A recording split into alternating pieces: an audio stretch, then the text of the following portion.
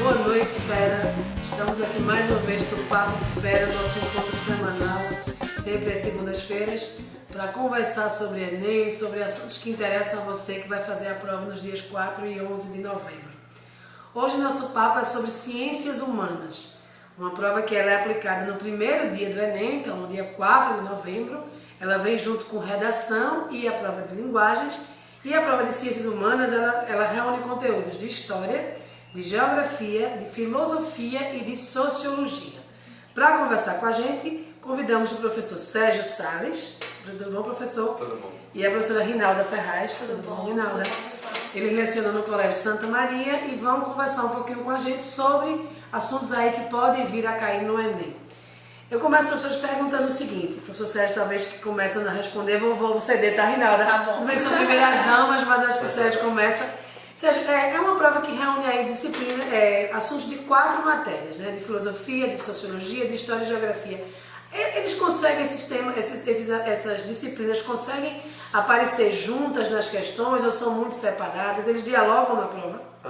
Oi, Margarida, tudo bom, gente? Vê só, uma grande característica da prova de ciências humanas ela é evitar essa repartição de disciplinas, certo? Tanto é que a gente até costuma brincar no dia da prova do Enem, quando chega a prova que a gente se reúne para debater as questões, que a gente fica numa briga entre nós, e poxa, isso aqui é de história, não, peraí, isso aqui é mais de sociologia, aí geografia, mas se o conhecimento de geografia não estiver aqui presente, se o aluno não conhecer bem a geografia, ele não resolve essa questão que vocês estão dizendo que é de história. Então, assim, é impressionante como o diálogo ele é fortíssimo entre as 4 áreas, entre as 4 disciplinas que compõem a prova de ciências humanas, né? E assim, interrompendo, Sérgio, é um pouco disso que a gente procura na prova. Quanto maior essa integração entre essas áreas de conhecimento, mais a gente considera realmente que a prova atingiu sua proposta de elaboração. Sim. Né? Porque você tem uma ideia de interdisciplinaridade, mas ao mesmo tempo você garante que o aluno consiga ter conhecimento de disciplinas diversas integradas na execução do assunto da prova. Então eu acho que isso aí, na verdade, é uma coisa que é muito bacana, porque ele consegue aplicar realmente aquilo que ele aprendeu, que ele compreendeu em diversas vertentes. Muito bem. Estudar para a prova de ciências humanas, eu acho que é muito estudar, é muito ver televisão, é muito ver o que acontece no dia a dia. Mas também acho que há cobranças, e aí vocês me corrijam, por favor, se eu estiver errada, há cobranças também, sim, de assuntos que são do ensino médio, agregados aos assuntos do dia a dia. O professor Sérgio estava comentando comigo antes da gente começar a gravar, que esse ano são 50 anos do AI-5. É um tema que pode cair, professor Sérgio? Margarida, veja só, existem datas que são muito simbólicas, existem marcos históricos que são importantes e que o Enem não perde esses marcos. O que é que eu quero dizer com isso?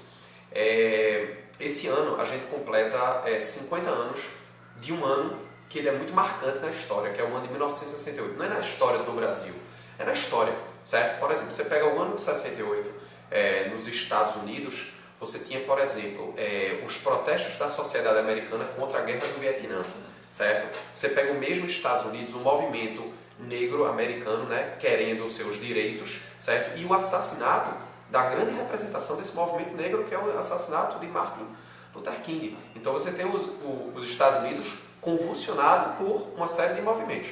Você pega o mesmo ano na França, um movimento que é emblemático na sociedade ocidental, que é o movimento de maio de 68, onde os estudantes franceses ali da Universidade de Sorbonne, que é onde se inicia o movimento, eles chamam a atenção do mundo e é uma série de críticas à sociedade daquele momento, derrubam o presidente da França naquele momento. Você tem, por exemplo, na República Tcheca, o movimento da Primavera de Praga. Então, veja, que Tudo em 68. Tudo em 68. E ano se quente. agitava. Era um ano muito emblemático. E aí, o que é que acontece? Isso se reflete no Brasil, né? No ano de 68. Por quê? Porque você vai ter uma série de agitações nesse ano. Por exemplo, um episódio muito marcante que a gente debate com os nossos alunos nas aulas da gente é o assassinato de um estudante, né, de 17 anos, que é a idade da maioria dos nossos feras, né, que estão aí se propondo a fazer a prova do Enem, e ele também estava se preparando para o Enem dele, para, na verdade, o vestibular dele. Sim, na época. O estudante Edson Luiz. Dizendo que tinha Enem 50 anos atrás, ele está fazendo 20 anos. tá forçando a barra um pouquinho.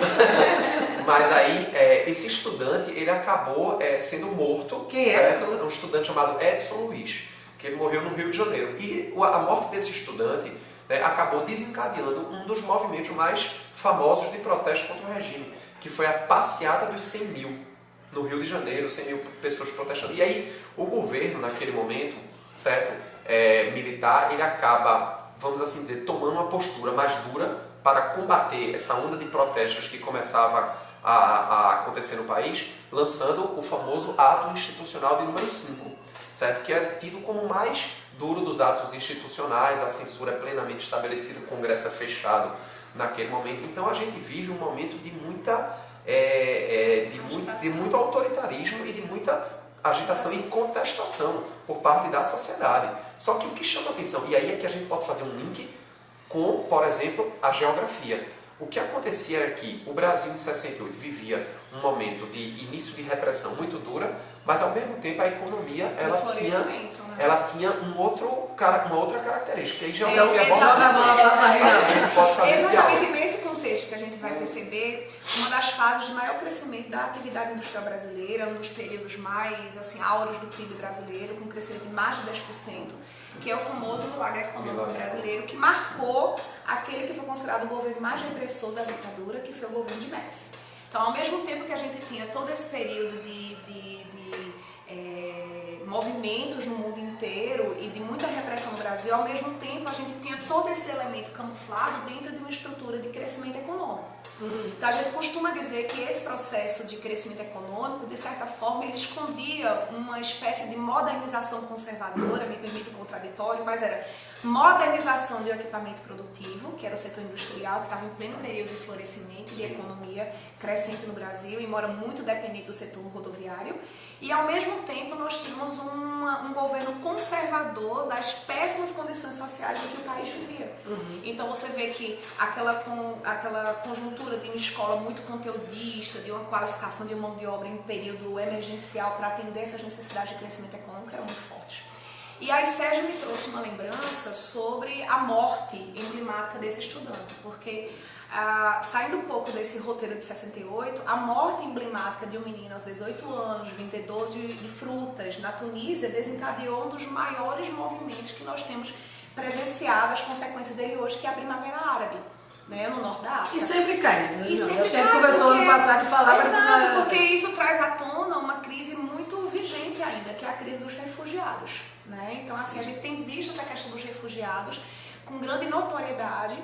Nós sabemos que os refugiados hoje não são a maioria dos imigrantes, né? A maioria dos imigrantes ainda são aquelas pessoas que migram por fatores de ordem econômica, mas se torna um problema porque cada vez que uma pessoa alega um refúgio por uma perseguição política, ou perseguição religiosa, ou por uma situação de guerra, ele passa a ser agregado naquele país que ele pediu abrigo, né, com características de direito muito próximos que um cidadão teria em relação à assistência de saúde, assistência médica e tudo mais. Né? Mas vocês acham, então, já que a gente está falando de atualidade, a gente tem visto muito essa entrada de venezuelanos no Brasil.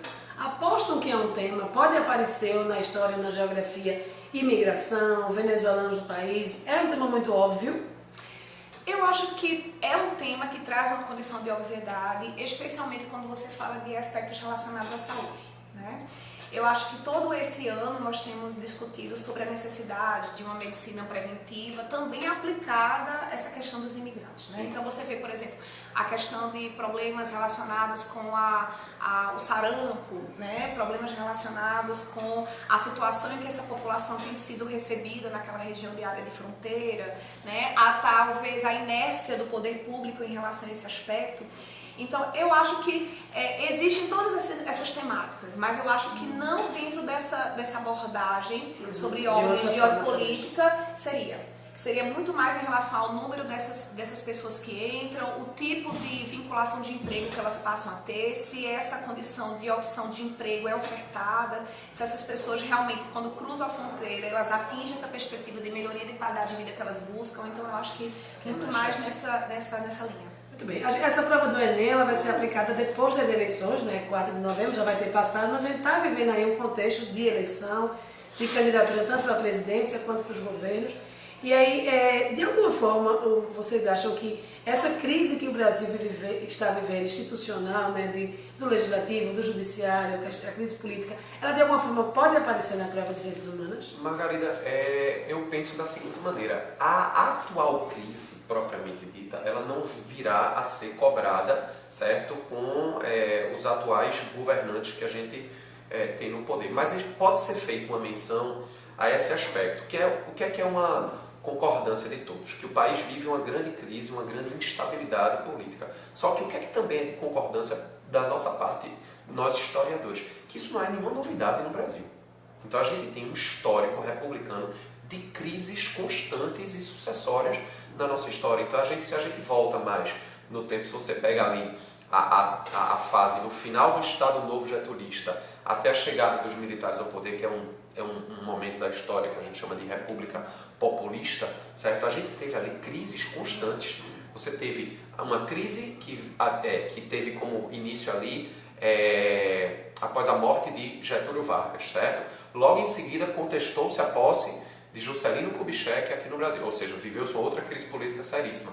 No ano de 1961, outra grave crise política pós-renúncia de Jânio Quadros, que aí houve uma grande contestação à posse do novo presidente, que era João Goulart. Enfim, isso pode ser abordado na prova do Enem, mostrando que a crise das instituições que a gente tem no Brasil hoje não é uma novidade. A gente tem recorrente isso em várias outras fases da história republicana brasileira, com maior eu acho difícil que nós tenhamos uma prova com uma vertente política, né? Mas talvez que reforce no aluno a função de cada poder, sim, mesmo, sim, né? A função das grandes instituições brasileiras, então que isso seja colocado assim em evidência.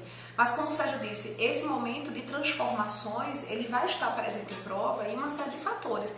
Entre eles, o fato dessa crise institucional trazer também como adendo uma crise econômica muito severa, né? E que atingem aspectos de elemento social, até mesmo o processo educacional. Então a gente costuma dizer que os setores que talvez sejam atingidos por últimos em situações de crise sejam os setores de alimentação e de educação. E aí nós tivemos esse ano um problema seríssimo, que foi exatamente a greve dos caminhoneiros, né? Deve cair na prova? Eu acho que não também necessariamente a greve, mas eu acho que aquela greve pode ter inspirado a uma questão de elaboração de questões relacionadas a quanto nós somos dependentes do setor do transporte. A logística. Né? A logística. Até porque a prova do Enem, se não me engano, ela foi elaborada junho, talvez até exatamente. Junho. Porque você adquire que é uma infraestrutura muito grande para você ter a aplicação de uma prova já no mês de novembro, né?